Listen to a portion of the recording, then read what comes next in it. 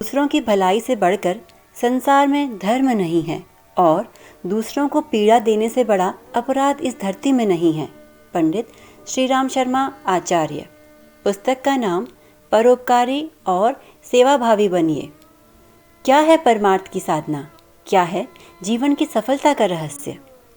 इस संदर्भ में महर्षि व्यास ने इस रहस्य को उजागर करते हुए कहा है, जीवितम सफलम तस्य यह परायोदितः सदा।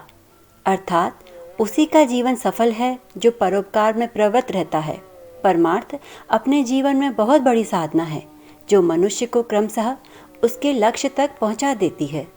परहित बस जिनके मन माही, तिन कहूँ जब दुर्लभ कुछ नाही। अर्थात जो परमार्थ में लीन है उनके लिए संसार में कुछ भी तो दुर्लभ नहीं है।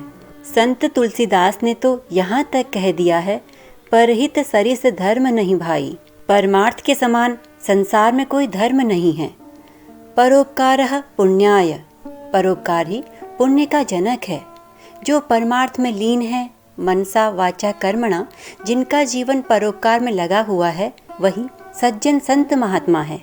परोपकार वचन मन काया, संत सहत स्वभाव खगराया।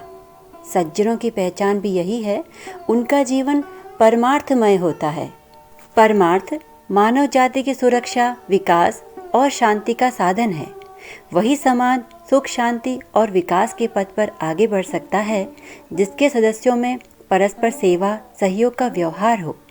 मानव जीवन की सार्थकता अपने आप को भुलाकर, अपने अस्तित्व को मिटाकर परहित के लिए आत्म बलिदान की भावना में है।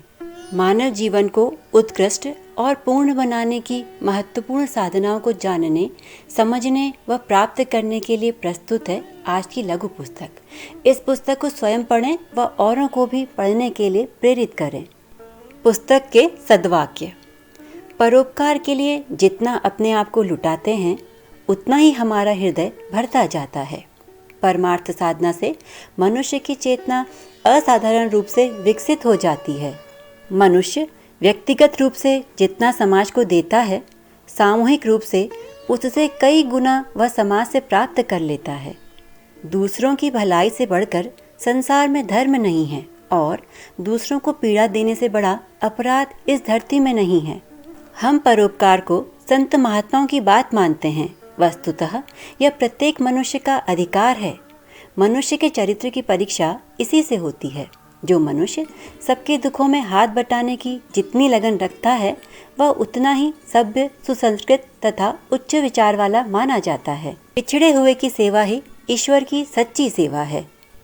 पुस्तक के मुख्य बिंदु। हम परमार्थ की साधना करें।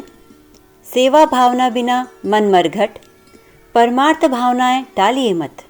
सेवा ही सच्ची भगत शक्ति है। हम सेवाभावी बने। परमार्थ प्रयत्नों में मानव जीवन की सार्थकता।